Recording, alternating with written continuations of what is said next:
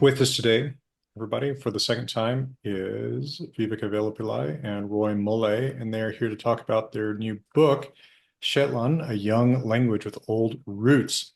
And I think this book is the first bilingual book in Shetland and English. Is that right? And I think it really, well, as I said in my little blurb about it, I think that it really changes the conversation about this language. I mean, rather than try to say, rather than try to kind of use Shetland as a playing piece on a board to score points for English or Scots or Norn or something, you're talking about Shetland, and especially the variation within Shetland, I found very interesting. All right, this is a much more varied speech community than I think the caricatures of it often presented as. And of course, living within Shetland, you're extremely aware of that. So would you tell us a little bit about how this book came to be? Why did you decide to write this? How did you go about assembling your data and putting it together for us? Want me to take that? Yeah. So we'll start with how we assemble data, because that's how we start in science. Can't do anything without the data. And that was essentially through interviews and archive material and, well, plain eavesdropping, really, just listening, always listening and noting. So that's what we call participant observation, that we just keep observing what people do. So that's the sort of the skeleton, the framework for our data. And we then analyze that. What we were interested in looking at was the structure of the language. Now, I'm a linguist of three types. I've got three linguistic hats. The typologist hat looks at languages across the globe. We look at patterns, structures, and so on across languages. Usually we look at them on a contemporary level, as in we compare in a structured way, let's put it that way. When we look at the typologist, when the typologist tries to describe a language, the effort is to try and be as neutral as possible and to do it on the terms of the language, not to try and liken it to others, but just to look within the data. What is the patterns I see within the data? Mm-hmm. And obviously that means we have a linguistic toolbox. We know certain things like verbs and nouns and word order and so on. We have these tools, but we try and describe languages internally on their own terms. So that's one of my hats. The other hat is a historical linguist that looks at developments of languages over time. And the third hat is, as a contact linguist, I look at how contact situations affect languages. So that's sort of the theoretical framework for this project. And what we did then was we started out, COVID came, so we actually went online and kept putting out results of our findings in a drip-drop manner online. So we started our I Hear Thee page, which has social media accounts on Instagram and on Facebook, and we tried to present the findings as accessibly as possible, which meant that you had a fairly strict limit to how much you could speak about at a time. You could really only speak about one feature in a very collected way, and you had to have an illustration that captured the essence of that feature, because both Facebook and Instagram are very picture-based. And that taught us a lot, actually, in how to do that, how to kind of present abstract linguistic things in an accessible way online through social media. So we kept presenting our results as we analyzed them, as they came in, when we had enough data to make big analyses to show, right, we'll take algorithms. That's what we do in typology, especially. We take algorithms from molecular biology and essentially treat linguistic features as DNA and code the features into these algorithms. And we let the computer tell us what are the relationships between these languages. When we had enough data to do that, we did that. And that's essentially the two graphs that are in the book that pretty much summarize the 10 years of our project. It boils down to two graphs. But that's, again, that's how science is. When we had all that material, and we had we had already presented things for the web page. We had presented our orthographical principles, because if we're going to present this data bilingually, we also have to have a predictable and consistent orthography. So we had to develop an orthography. And so we put that reasoning and our principles on the website. And Um, may I say that I think you did a really fine job with that. That's such a fine line to walk it because is, yeah, thank you. you want native speakers who also are, of course, bilingual and English to recognize and I hate to use the phrase, but the phrase that comes to mind is sort of take seriously the orthography that they're looking at. Yeah, yeah. So for example, one of the things that I thought you did right in walking that line was that possessive S, genitive S. Uh, English speakers are so used to seeing it with an apostrophe that's not historically justified in English or Shetland. But of course, carrying that over to the Shetland orthography just because it's what they're used to. Like, yeah, I mean, those are such fine lines to walk, but you did a really good job with it, I thought. But thank you. It is a fine line, and it's not you could easily sit in your own little bubble and make a very historical linguistically justified orthography, but that wouldn't resonate with the users. Now, there's something that we call digitalk, that is spoken language that is actually transmitted through the handheld gadgets. So that's usually on Facebook messaging and WhatsApp and stuff like that. It really is speech, but you're using a virtual keyboard. That's a very informal language. Now that's been around for what, 20 years at least, Yeah. in Shetland. So with that, people have developed a kind of community intuition. So we wanted it to be as close to that as possible, yet consistent, because that's one of the problems. If we have to reinvent the wheel every time, it ends up being inconsistent. So it needs Yeah. to be predictable so that you can teach it. So we kind of based it on digital first and foremost. But when in doubt, we took the linguistic principles of phonology and history to lead the way, but really aimed for consistency and recognition. There should be recognition. So all of these things, there was an order to things. We had to do this. We had to develop, and in a way, we kind of allowed our orthography to evolve as we went, because really you can only establish it as you use it. You can sit down and have some core principles, but then you have to use it and see how this works and then tweak it as you go. So that was the background, and eventually we sort of felt it was time to put it together in a whole.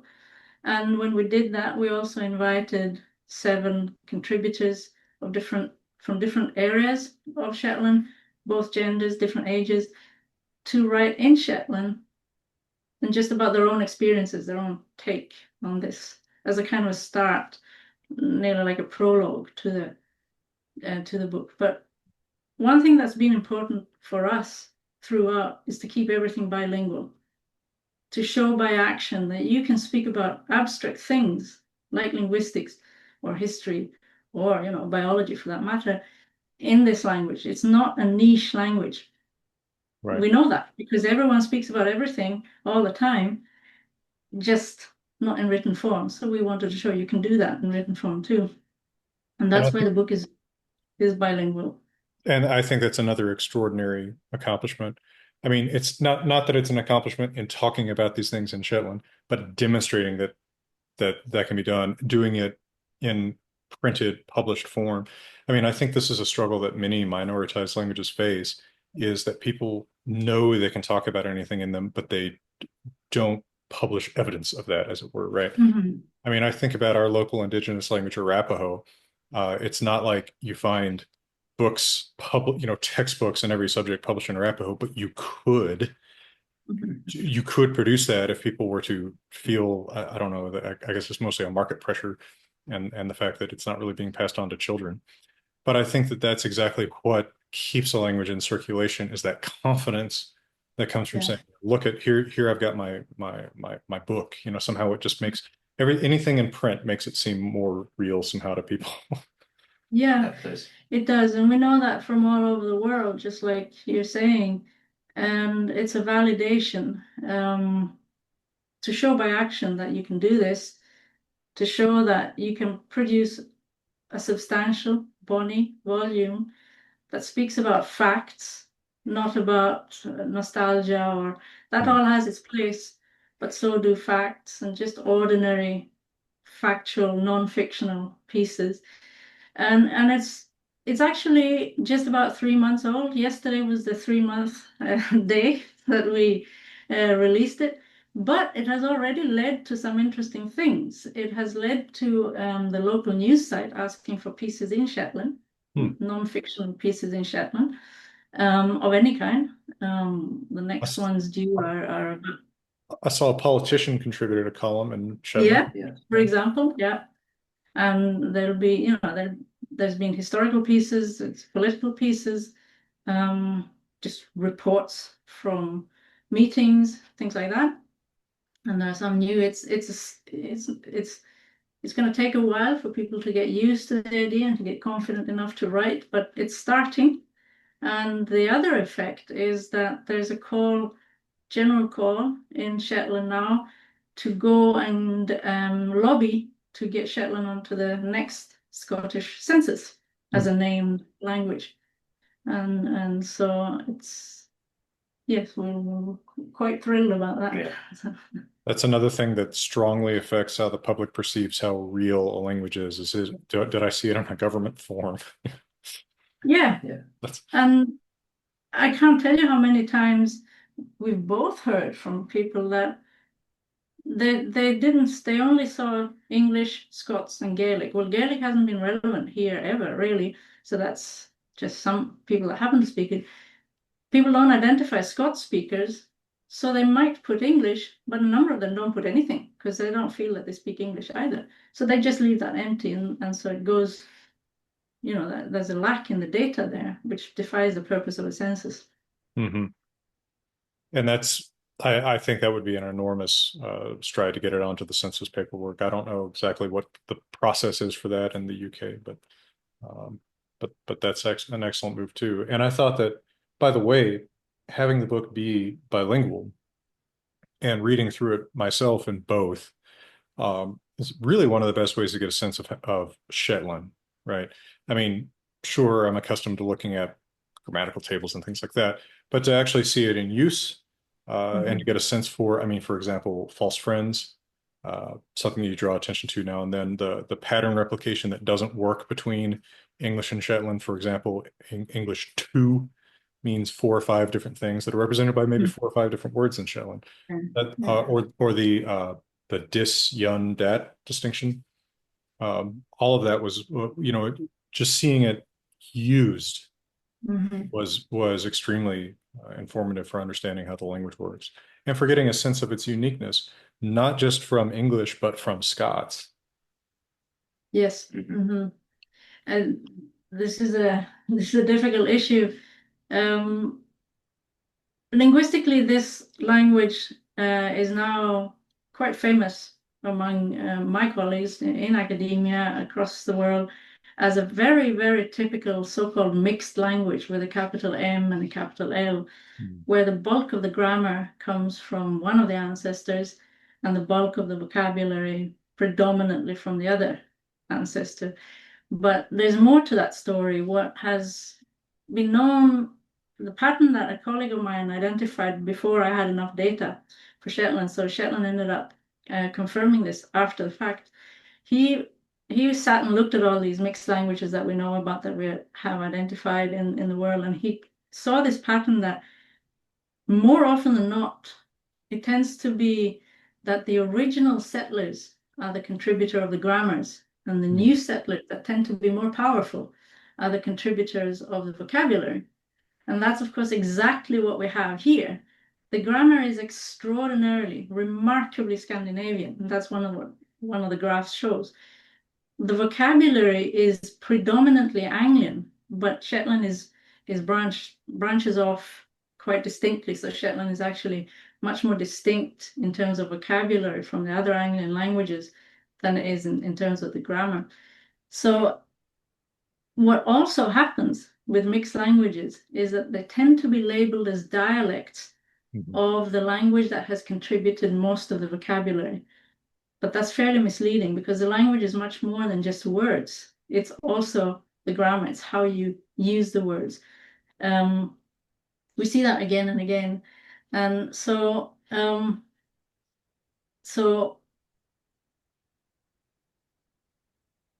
where was I? Because I got distracted by a question that popped up.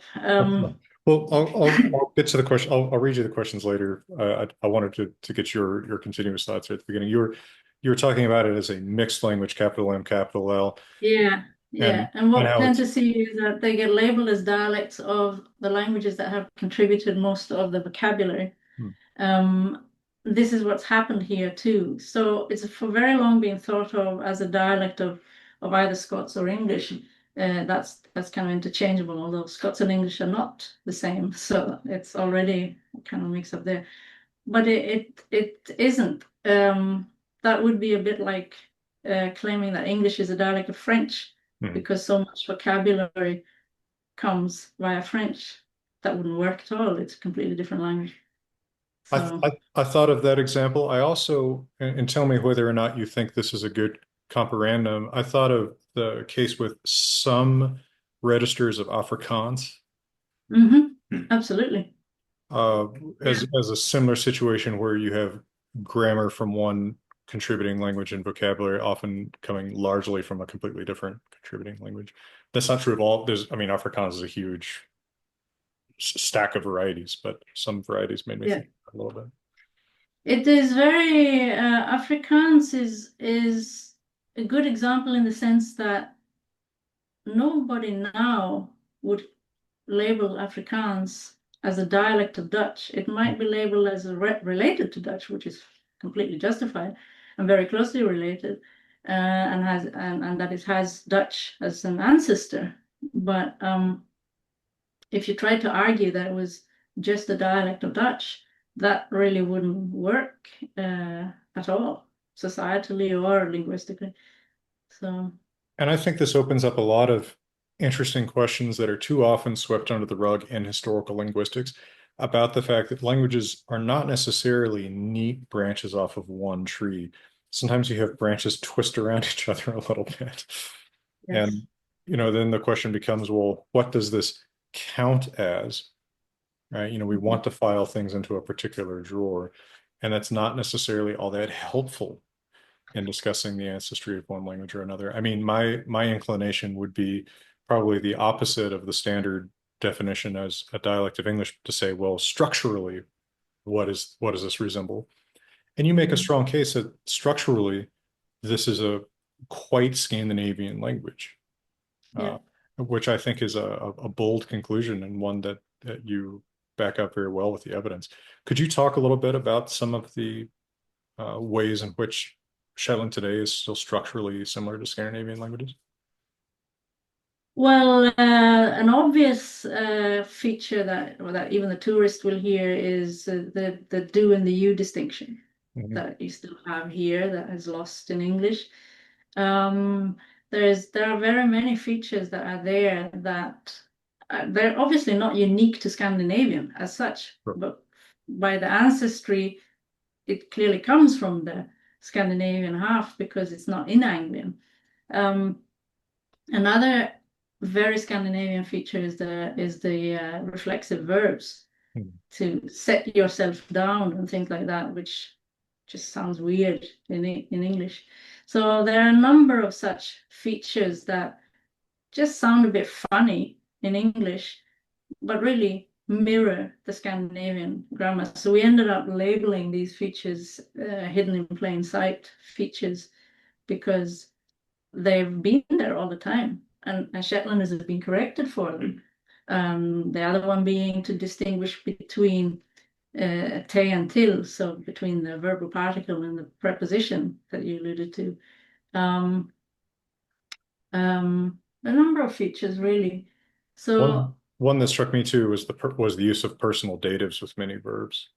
yeah, there's that. Yeah, there's um, many. There are too many features for me to kind of list, but there are a number of such features. And so what we did when we tested this, the question that distracted me was from someone who said he was a mathematician.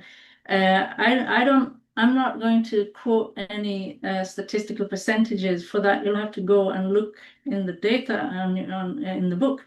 But for the grammar, what we used was a dendrogram with the Ward method, and for the vocabulary, we use a phylogenetic network to test the relationship between the languages. And when it came to the grammar, the way we coded it was I actually based it on the standard English grammar. And that was this Biber et al. From 2020, this big thick grammar book. I took their features because English has always been sort of the yardstick for Shetlanders. So that's what everyone has been told to aim for. So we sat and coded all those features there. Then I took the equivalent of the Swedish standard grammar.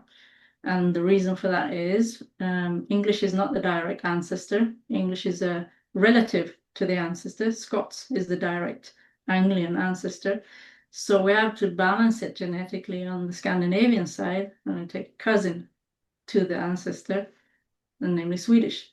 Now, Swedish has never been dominant in Shetland. English has. But we then coded our data. And the principle of coding was that if the features were identical, they got a 1. If they were, so for instance, they all have the same word order. All Germanic languages have the basic same word order.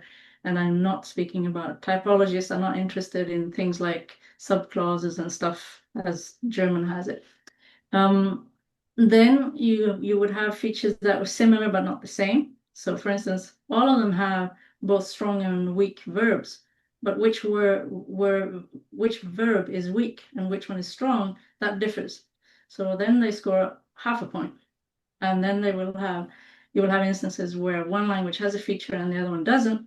So there's no similarity, and then they score 0. So that's how you code it, and then you run it through. So that's then where we get the dendrogram, how we do it for the grammatical side of it, and then the vocabulary side is done with the phylogenetic network and those principles. Makes perfect sense. And of course, the results on those graphs are pretty striking. Yeah, they're very striking. And that's why my colleagues are now using this as a case study. Yeah, the fact that Shetland still clusters closer to Swedish on grammatical features is again particularly striking because it's not as if Swedish is actually the contributor, right? It's just related to the contributor. Whereas English has been here and dominated socially and sociopolitically and economically for at least 200 years. So the pressure on the language from English has been there for a long time. Even so, the grammar is strikingly Scandinavian. The branching of these dendrograms, the horizontal slot of it is also relevant. So the further down the branch goes, the more similar the varieties are, the individuals, let's say. And with Shetland and Swedish, they only split at a very, very low level. It's nearly 0. It's at 0.08, so they're very similar. One of the, I mean, to clarify, if anyone is thinking, well, what's different? I mean, one of the things that I think is fairly clearly different is there's no postposed article in Shetland, right? So, but then there's no postposed article in some varieties of Danish. So, I mean, within the variation of Scandinavian languages. There is a lot of variation across all the Germanic languages and then across all the subclusterings of them. And there's also variation within Shetland, obviously. Uh, this takes us to this idea of needing to slot things in neatly, which is, it's time to move away from that. It's fairly 19th century, purists thinking that, languages have to have only one neat branch and, you can't see things that considered deviations and so on. That's never been how it worked. Hmm. And since we have several questions here, Julie asked, could the authors kindly read us a few samples of Shetland from the book? Would that be possible? Yeah, I'll see what I can do here. If you tell me what page it is, I could possibly, if you didn't object, show it on the screen as I have the proof. Yeah, I hear here, so page 19, I'm just going to read for the top here. All right, let me pull this up. Yeah. Why Shetland is important. In September and That's the October one, yeah. 2025, I am once again offering Zoom classes. You can take Intro to Runic Studies, which is an academically oriented course on the history of the runic alphabets and their diversity of form. So we will be learning pretty much everything that you need to know to start really seriously researching runes and following current journals and research about runes. There will also be a more creatively oriented class called Reading and Writing Runes that I'll do on Zoom in January and February 2026, so watch out for announcements about that. You can also join my in-progress Norse mythology classes. We still need to read the heroic poems of the Poetic Edda in detail, and my in-progress Old Norse reading club, in which we are about a third of the way through reading the saga of Gisli Sorsson in its entirety. So check those out on Eventbrite if you're interested. And now back to your regularly scheduled program. So, why Shetland is important. How important a language variety is to the folk, and the sense of a place to a body of folk cannot be miscounted. The long and the short of it is, as a language is the breath of the culture, and it hides within it all the knowledge, history, and character of a culture. Whosoever, language forbye that is capital, and should be taken on as a valuable commodity, with the same value as other natural resources. Folk is one we find in linguistic Folk is one we find in linguistic repression, where natural resources is being exploited, be only a grain of folk that hides the poor.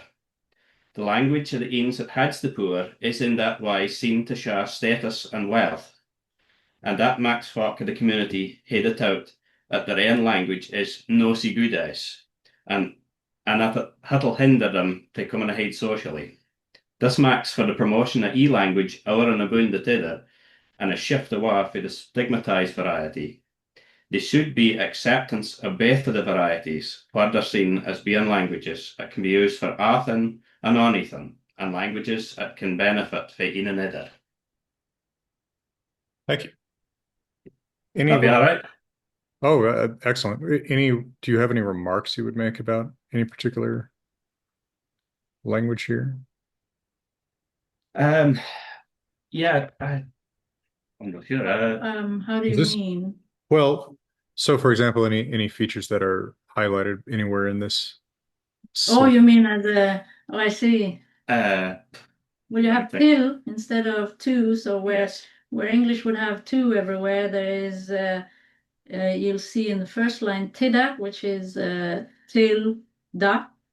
We'll have till, the full form of the, there we go, and then we have till, the full form of just the preposition.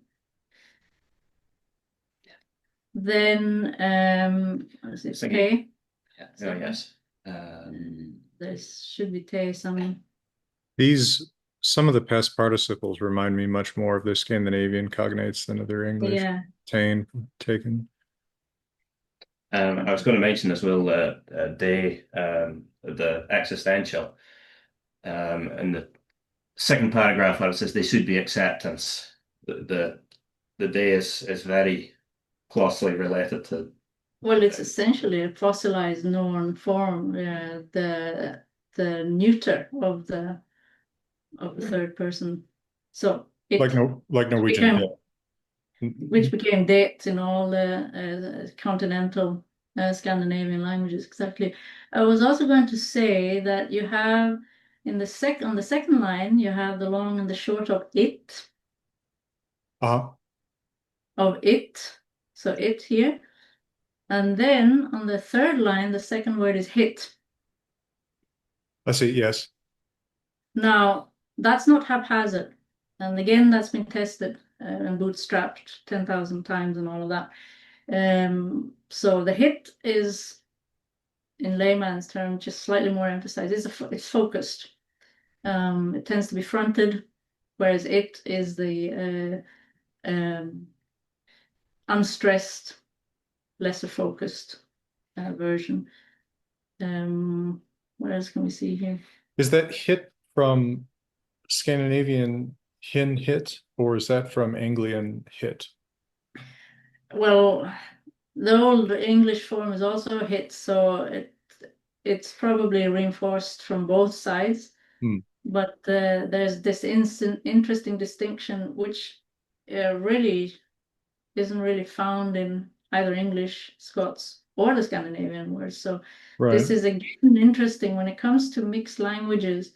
You'll have a lot so you'll have the bulk of the grammar from one ancestor and the bulk of the vocabulary from the other, but you'll also have new things and innovative features that are language internal.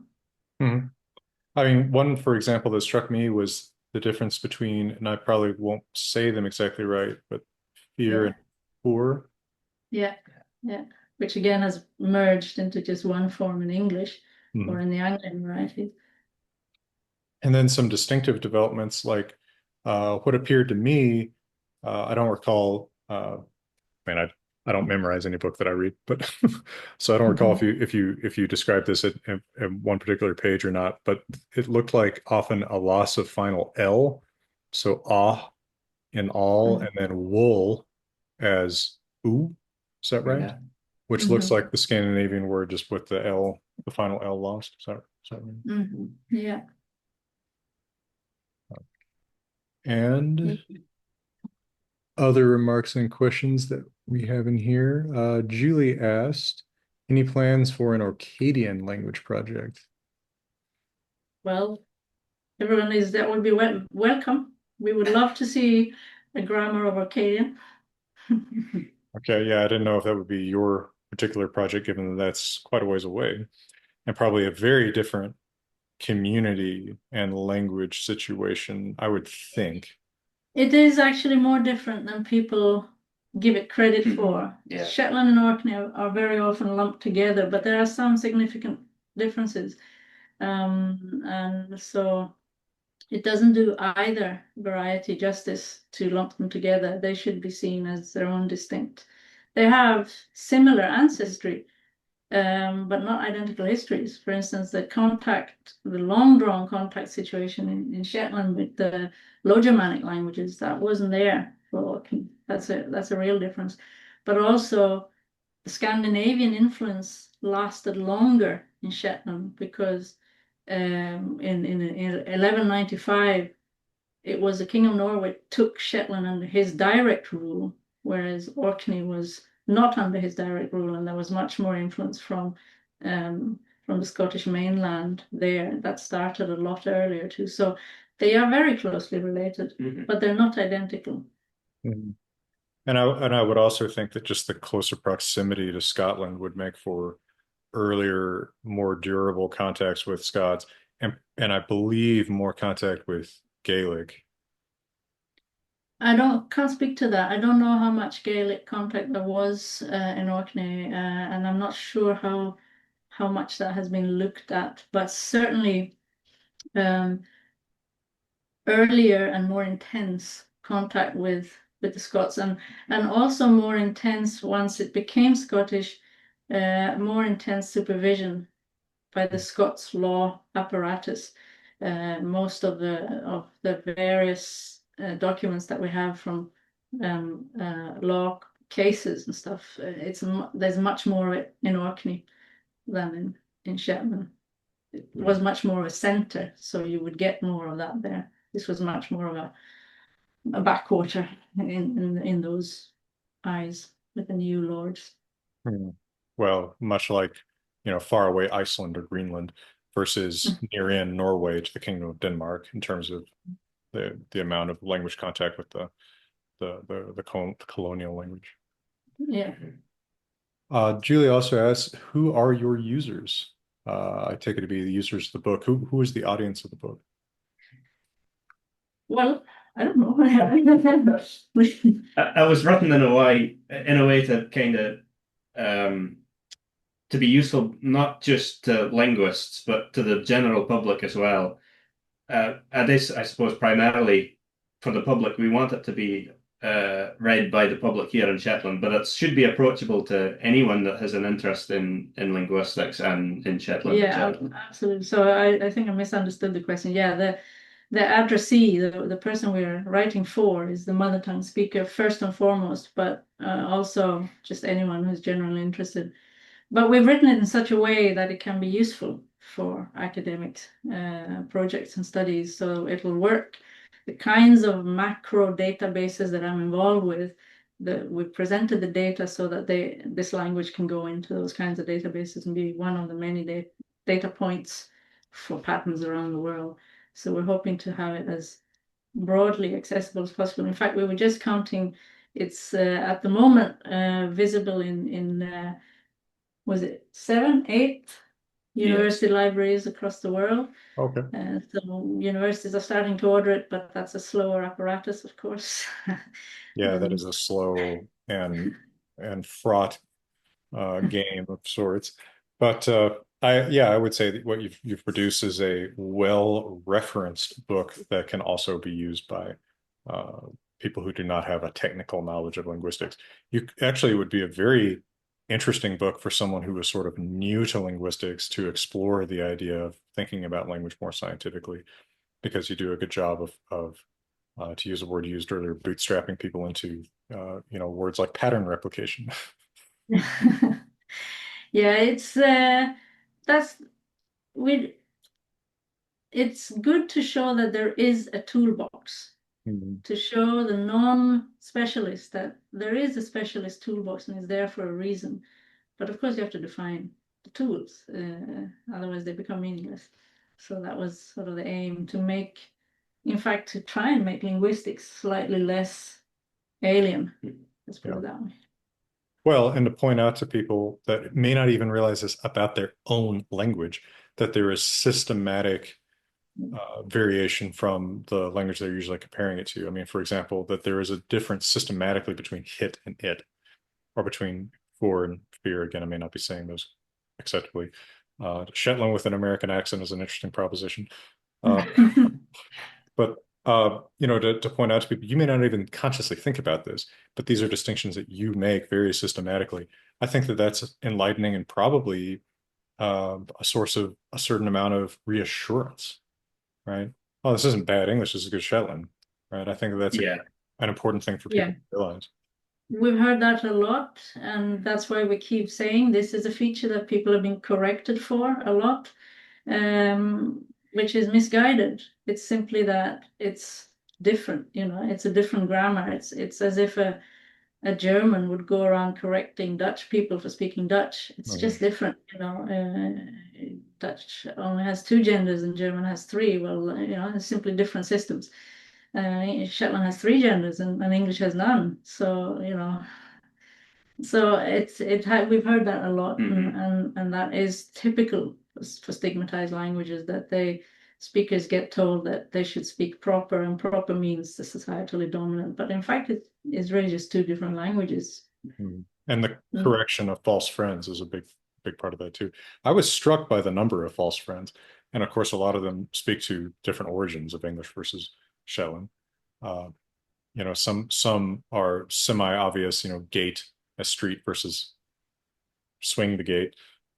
Some a little bit less so. Luck was one. Right? Trying to remember what else struck me. I can't remember the whole list of false friends. There was quite a number.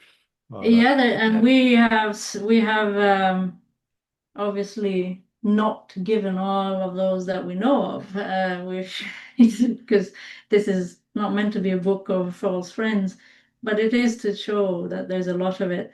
One common one that leads to quite hilarious misunderstandings is doot, That's right. which does not mean doubt. Right, because you have, I mean, you actually you have all these really charming illustrations, which I'm sure probably originate on your social media usage, but the judge saying I do he's guilty or something like that. Yes. Which means what in Shetland then? It's kind of the direct, kind of most direct translation would be expect. So it's kind of I think he's guilty, Yeah, but to doubt it is the complete opposite. Yeah. So that does lead to some miscommunication sometimes. That could be a severe miscommunication. Yes. It does happen, and it happens fairly often that people will be nodding and agreeing and saying, I do that, meaning I think so. And the other person who's not a Shetland gets more and more irate. What are you doubting me all the time? So I don't know. Is that from the same source though? Is that also from the Romance verb, or is Yes, that it okay? is actually. Yeah. Because I was thinking to myself, does this actually come from something totally different? And I couldn't think of what that could possibly be. But Yeah, no, sometimes they're just, taking different semantic paths, but they have the same source. So yeah, no, there are some really good false friends. yeah, but that's also just part of demonstrating the very different courses these languages have taken over the past Mhm. 1,000 years. Yeah. Blake also asked about local variation within Shetland. What kinds of variations do you find, and how do you go about trying to determine the variations? How does this affect the standardization that you use in the book, for writing the book? Yeah, that's something we address in the very long chapter on our spelling system. We essentially take a middle ground. So when it comes to what Shetlanders perceive as very broad, and then as very weak Shetland, we take the middle ground. We kind of don't base it on the two extremes. And that's based on essentially the Shetland intuition of what feels broad and what feels weak. So that's in terms of how we balance when we need to standardize. We need obviously to make choices, and so we base it on this middle ground. That's what would be called in linguistic terms the most basilectal variety, so the broadest variety, and the most acrolectal, the least broad, the weakest version. Those are the ones we avoid. We take sort of the mesolect, the broad middle. Now within Shetland, there's also regional variety, as there is in any speech community. And again, we take the most common denominator there. When it comes to the social variety, it tends to be the case that the more educated people are, and the more they are confronted with English for various reasons, through employment or whatever, the more acrolectal, so the more weak their Shetland tends to be, and the more influenced they are by English, which is again quite standard across the world. This tends to be the pattern across the world. Mhm. Do you have any examples that leap to mind of places where you chose between the two extremes? Well, so the weakest in terms of how it's perceived by Shetland speakers themselves, the weakest regional area is Lerwick, which is very typical in the metropolis, and the broadest area in terms of how Shetlanders perceive it is Walsa, an island called Walsa. But there, it's really mostly pronunciation that it boils down to.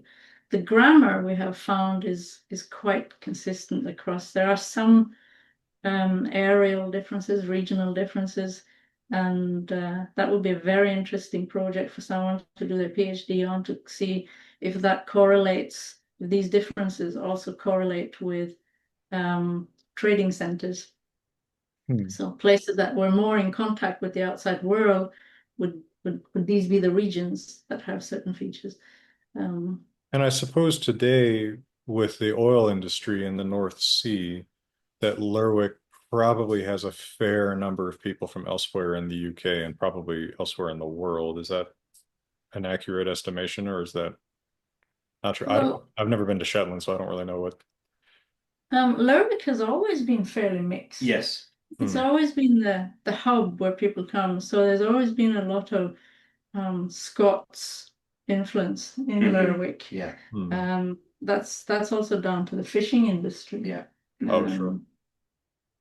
So whereas the oil settlers, they would Tended to be kind of settled in the North Mainland where the oil terminal is. Yeah. And so there are set places in the North Mainland that have had a lot of incomers into those areas, and there is probably an effect that has come from that in those places. Are Yeah. there L2 speakers of Shetland anywhere in those communities? Does anyone from outside learn Shetland, or is that something that is just, do they perceive it like some Shetlanders do as a kind of English and not try to learn it? There's a bit of both, really. Some, yes. There are those that would really like to learn it, but there's no learning material and opportunities. And as we mentioned in the previous interview, there's where also the Shetlanders need to have a bit more patience with learners, because obviously you don't go from a non-speaker to a fluent speaker. You have to be allowed to have all these intermediate stages. Because of history, this is kind of difficult. Yes. Having said that, it kind of depends on who it is that's trying to learn it. Yep. Because if you would have a Ukrainian refugee trying to learn Shetland, that would be entirely different, very endearing. I see. But if it's someone from Cornwall trying to learn it, genuinely trying to learn it, that would be more difficult because of history, because of social dynamics. I can see how that would be. Yeah. That oddly enough, people whose history is more tied up with Shetland would probably be less kindly looked upon.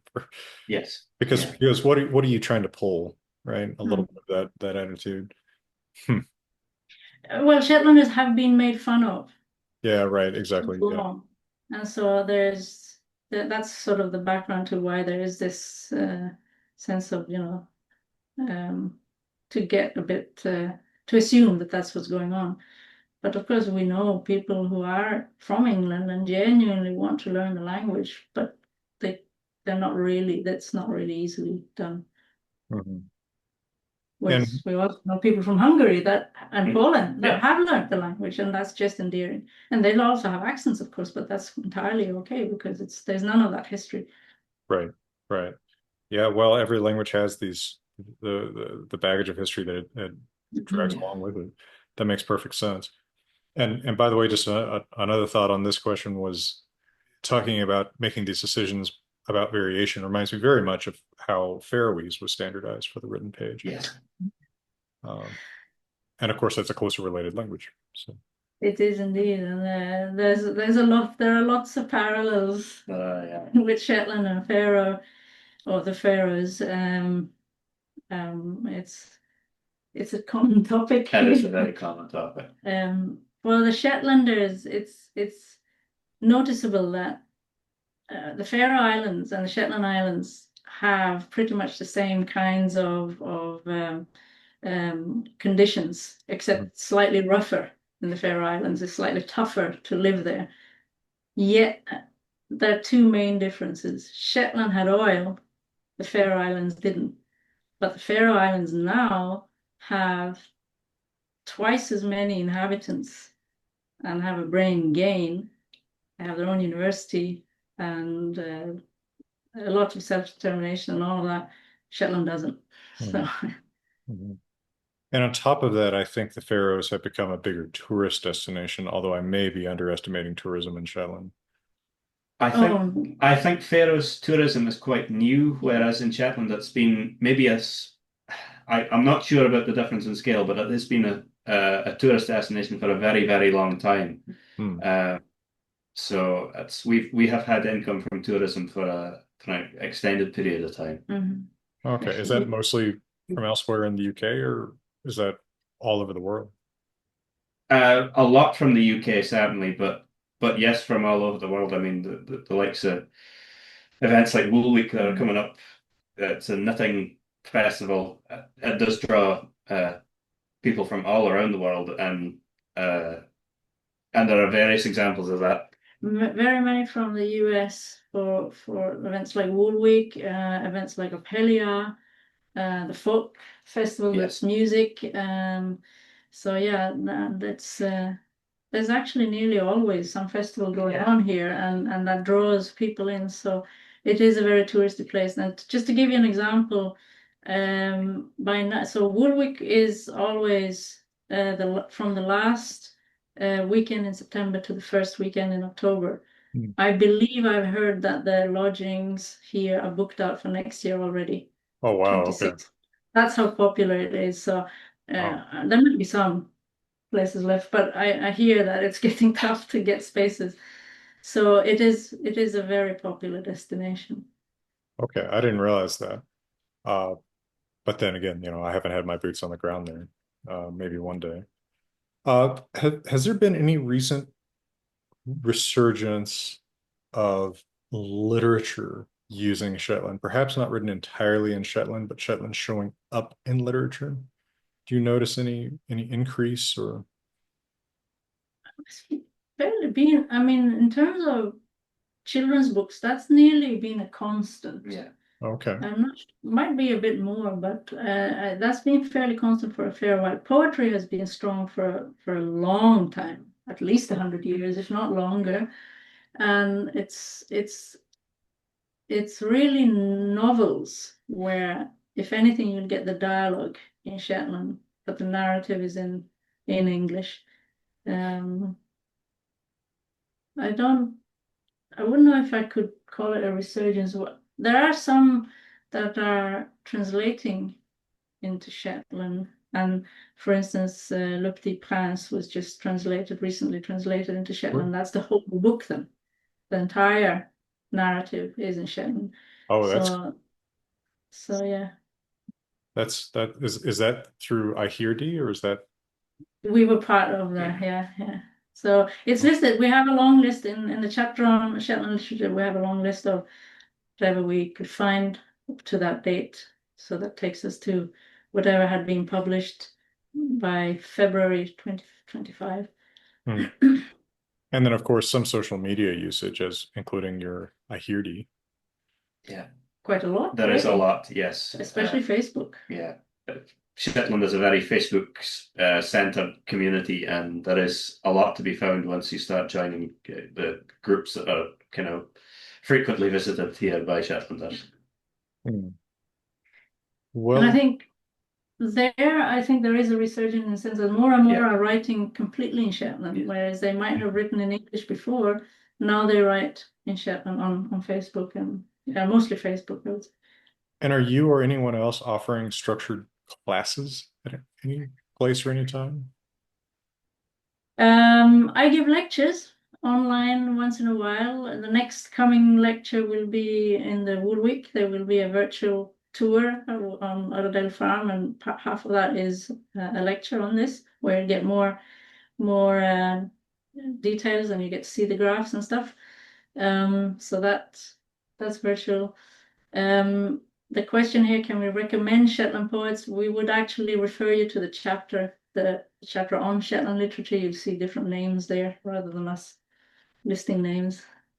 And could you tell us how to access that online lecture in Woolweek? Is that going to be on streamed on iHearD or streamed anywhere else? It's going to be streamed via our so a different tour organizer. So how if I what if I send you the link to that and you can include that? Because it's virtual, I don't think I can't imagine she's put a cap on participants, possibly for whatever her streaming program allows. So that should still be open for tickets. And that's meant for all those who can't make it to Shetland physically. Okay, great. And also, if you can't make it to Shetland, or if you can, you should check out the book. Now, this is on the I Hear D website. Is this the best place to get it? Or are there other places, if you're not in the UK, is there somewhere else that you can order it? I would say this is the best place yeah. for worldwide orders, and you should note that there is digital versions too. So you can buy a digital version for single users, or libraries can buy a digital version with institutional licenses. So then, of course, there's no hassle with postage for those who worry about that. And Yeah, and of course, the hassle with postage might be your own hassle with postage because you probably wind up sending a bunch of the books, right? we send them, but we're happy to send them worldwide. That's Oh, okay. that's a delight, absolute delight. So Yeah. you're welcome. But sometimes, dragging a bunch of boxes at the post office can be a hassle. But I guess it's the hassle you want to have because it means people want to read your book, right? So, I have a very kind postman who picks them up at mine. oh wow. Well, that's the good life. Well, are there other questions from Patreon while we have your ear, or anything else that you'd like to say about the book or about Shetland? Julie says, could you recommend a children's book? Again, we'd refer you to the chapter on literature. Well, I really enjoyed reading the book, and I've had a pleasant time listening to you talk about it and answering our questions about Shetland. Really appreciate you doing this work. I mean, it's so important to remind people in a community that their language is valid, that it is a structured system of human communication that is the equal of any other on Earth. And you've done a really good job of that, and both in your new published book and in your other work. Thank you for that. Thank you very much, and thank you for having us. It's been a pleasure to speak with you again, and hopefully we'll see more of you soon. Yeah, I hope to somehow make the trip to Shetland someday, but We must. Definitely. yeah, we'll see if we can figure out some reason to make that happen. Well, I appreciate you both, and for now, wish you all the best from Colorado, and see you next time. Thank you very much. Thank you. Take care. See you.